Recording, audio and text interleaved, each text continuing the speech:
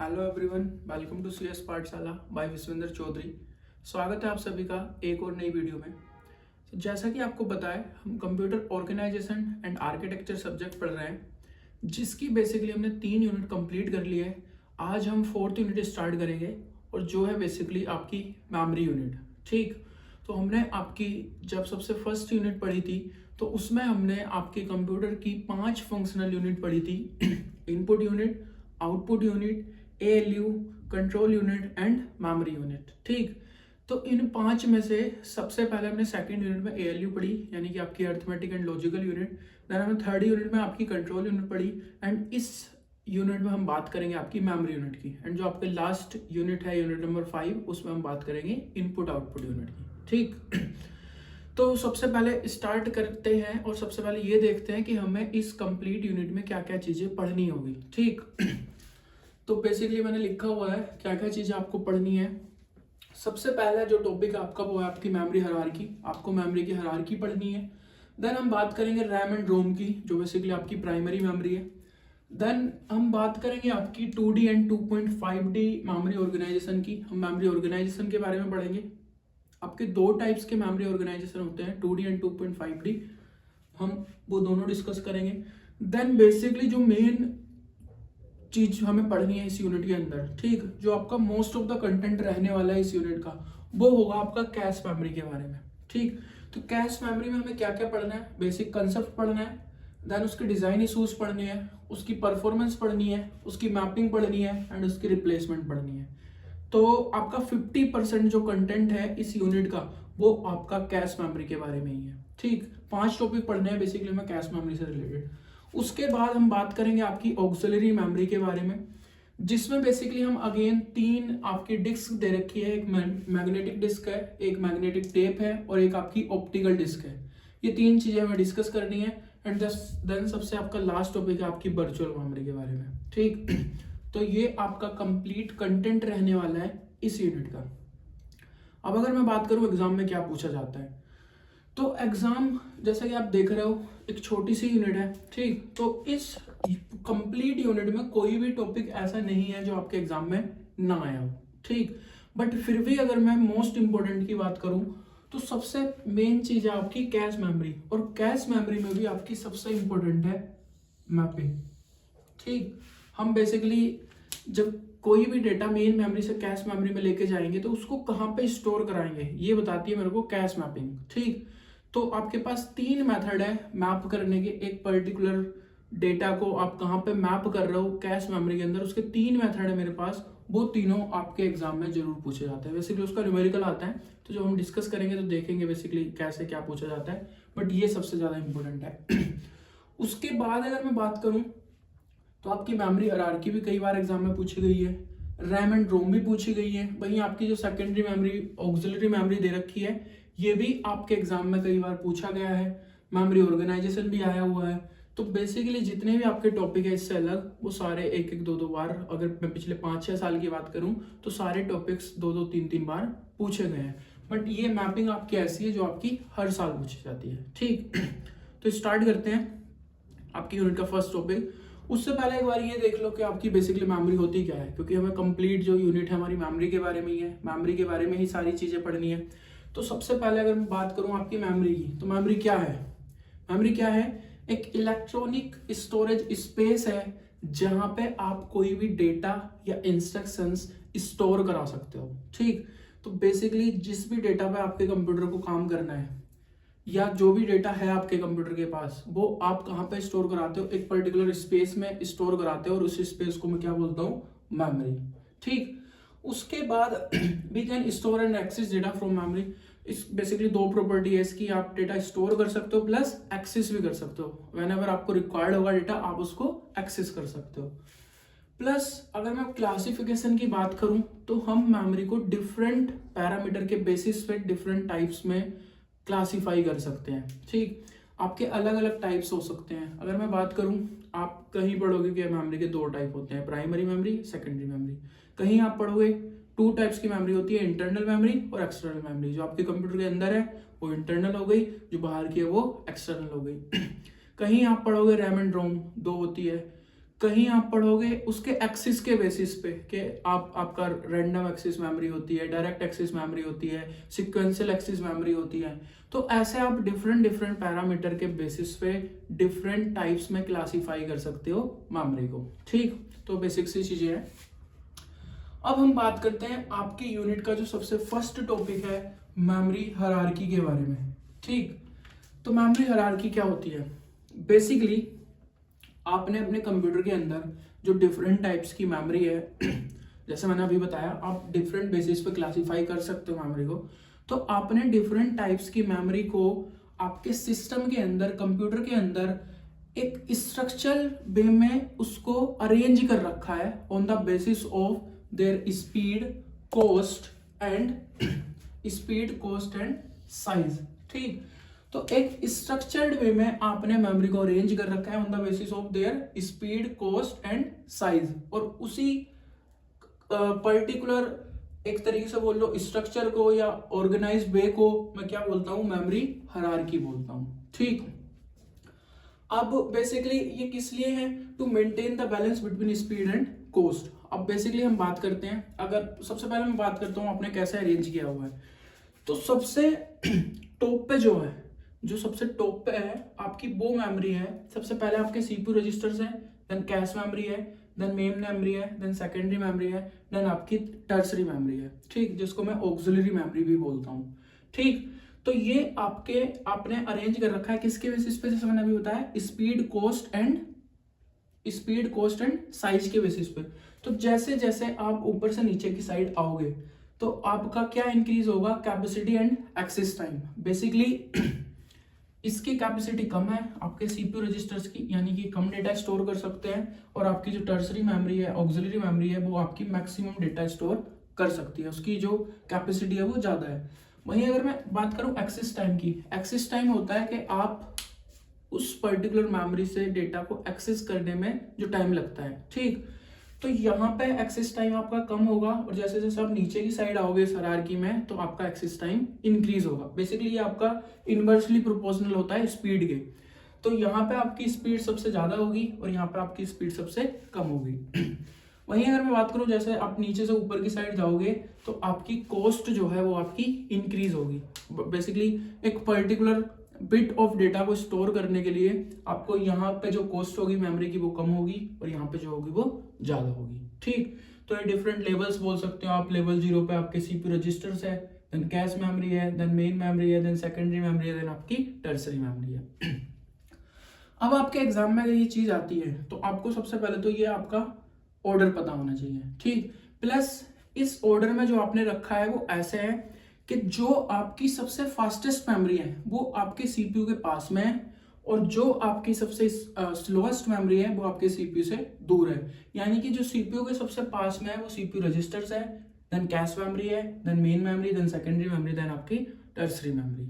ठीक, तो बेसिकली जब भी आपके सीपीयू को डेटा की नीड होती है वो सबसे पहले कहाँ सर्च करता है? सीपीयू रजिस्टर्स में। देन अगर उसको यहाँ नहीं मिल रहा तो कैश मेमोरी में करेगा, कैश में नहीं मिल रहा तो मेन मेमोरी में करेगा, और मेन मेमोरी में नहीं मिल रहा तो सेकेंडरी मेमोरी में मिलेगा। सेकेंडरी मेमोरी से आपका सिस्टम डायरेक्टली कनेक्ट नहीं हो सकता। बेसिकली आपकी मेन मेमोरी इसमें डेटा, अगर आपको सेकेंडरी मेमोरी का कोई डेटा चाहिए आपके सीपीयू को तो सेकेंडरी मेमोरी से पहले वो मेन मेमोरी में आएगा, एंड देन मेन मेमोरी से आपका सीपीयू उसको एक्सेस करेगा। ठीक, अब दूसरी चीज आपको पता होनी चाहिए कि बेसिकली मैं स्टोर क्या क्या करता हूं। तो जिस पर्टिकुलर डेटा पे, जिस पर्टिकुलर इंस्ट्रक्शंस पे आपका कंप्यूटर काम कर रहा है, सिस्टम काम कर रहा है, एग्जीक्यूट कर रहा है जिस इंस्ट्रक्शन को, वो कहाँ होगी? सीपीयू रजिस्टर्स के अंदर।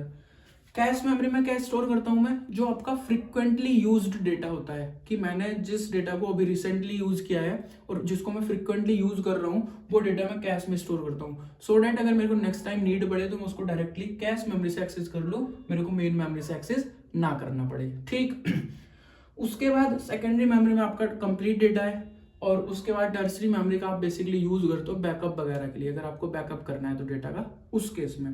तो बेसिकली होता कुछ ऐसे है। फॉर एग्जाम्पल ये है आपकी सेकेंडरी मेमोरी।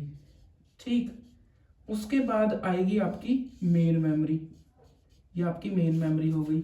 उसके बाद आएगी आपकी कैश मेमोरी, ये ये आपकी कैश मेमोरी हो गई, और उसके बाद होगा आपका सीपीयू, और सीपीयू के अंदर होंगे आपके रजिस्टर्स। ठीक, तो बेसिकली यहाँ पे आपका कंप्लीट डेटा स्टोर है। आपका जो भी डेटा है सिस्टम के पास वो कहाँ पे स्टोर है, सेकेंडरी मेमोरी में। फॉर एग्जांपल यहाँ पे आपके बहुत सारे प्रोग्राम है, for example P1, P2, P3, ऐसा फॉर एग्जांपल आपके 100 प्रोग्राम्स है। अब इन 100 में से जिस भी डेटा पे आपको काम करना है, जो भी प्रोग्राम एग्जीक्यूट कराना है, तो मेरे को वो सबसे पहले लोड करना होता है मेन मेमोरी के अंदर। तो फॉर एग्जांपल मेरे को P2 एग्जीक्यूट कराना है, ठीक, तो P2 कहाँ आएगा, मेन मेमोरी में। ठीक, अब ये एक प्रोग्राम है आपका P2। अब P2 के अंदर मल्टीपल प्रोग्राम है, मतलब मल्टीपल इंस्ट्रक्शंस है। प्रोग्राम क्या होता है, सेट ऑफ इंस्ट्रक्शंस। तो इस P2 के अंदर आपकी मल्टीपल इंस्ट्रक्शन होगी, for example I1, I2, I3, I4, ऐसे फॉर एग्जांपल I10। ठीक, अब ये मल्टीपल इंस्ट्रक्शंस में से जो इंस्ट्रक्शंस आप फ्रीक्वेंटली यूज कर रहे होगे या जो आपने रिसेंटली यूज करी होगी, उसको मैं कहाँ स्टोर कराता हूँ, कैश मेमोरी में। फॉर एग्जांपल मेरी I1, I3 और I5, ये 3 इंस्ट्रक्शंस है जो आपकी फ्रीक्वेंटली यूज हो रही है। क्योंकि इसका साइज कम होता है तो आप इसमें ज्यादा डेटा स्टोर नहीं करा सकते। अब इसमें से भी जो पर्टिकुलर इंस्ट्रक्शन आपकी एग्जीक्यूट हो रही होगी, फॉर एग्जांपल अब आपका एग्जीक्यूट हो रहा है I3, तो वो कहाँ होगा, रजिस्टर के अंदर। ठीक, और बेसिकली आपकी टर्सरी मेमोरी जो है वो आपकी बैकअप के लिए है, इसके लिए। तो कुछ डेटा ऐसा होगा जो आपका यहाँ भी नहीं आ रहा, आपने यहाँ स्टोर करा रखा होगा। ठीक, तो ऐसे आपका ऑर्गेनाइजेशन होता है। तो बेसिकली मैंने सीपीयू के पास वो मेमोरी रख रखी है जो आपकी सबसे फास्ट है, यानी कि अगर मेरे को एक्सेस करना पड़े डेटा तो मैं सबसे पहले इसमें करूंगा, अगर नहीं मिल रहा तो इसमें करूंगा, इसमें भी नहीं मिल रहा तो इसमें करूंगा। अब इससे फायदा क्या हो रहा है, फायदा ये हो रहा है कि अगर मान लो मैं क्या कह रहा हूं कि मैं आपका डेटा जो आपका यूज होगा इन फ्यूचर उसको फास्टेस्ट मेमोरी में रख रहा हूं, तो अगर इन फ्यूचर आपके सीपीयू को कोई भी डेटा चाहिए होगा तो वो उसको फास्टेस्ट मेमोरी से एक्सेस कर सकता है, यहां से कर सकता है, यहां से कर सकता है, या यहां से कर सकता है। अब बात ये आती है कि इसकी नीड क्यों है, हमने मेमोरी को इस पर्टिकुलर हायरार्की में क्यों डिवाइड किया, हम उसको ऐसे क्यों अरेंज कर रहे हैं। तो उसका रीजन है आपका स्पीड एंड कॉस्ट में बैलेंस मेंटेन करने के लिए। अब ये कैसे, मान लो आपको स्पीड चाहिए ज्यादा, क्या चाहिए, स्पीड चाहिए ज्यादा, तो स्पीड मैंने बताया आपकी सबसे फास्टेस्ट मेमोरी कौन सी है, ये है, लेकिन इसकी कॉस्ट क्या है, बहुत ज्यादा है। तो अगर आपको स्पीड चाहिए तो बेसिकली उसका मतलब क्या है कि आप large number of CPU registers use करोगे या आप कैश मेमोरी ज्यादा यूज करोगे, तो इसकी कॉस्ट बहुत ज्यादा, तो आपके सिस्टम की कॉस्ट बहुत ज्यादा बढ़ जाएगी।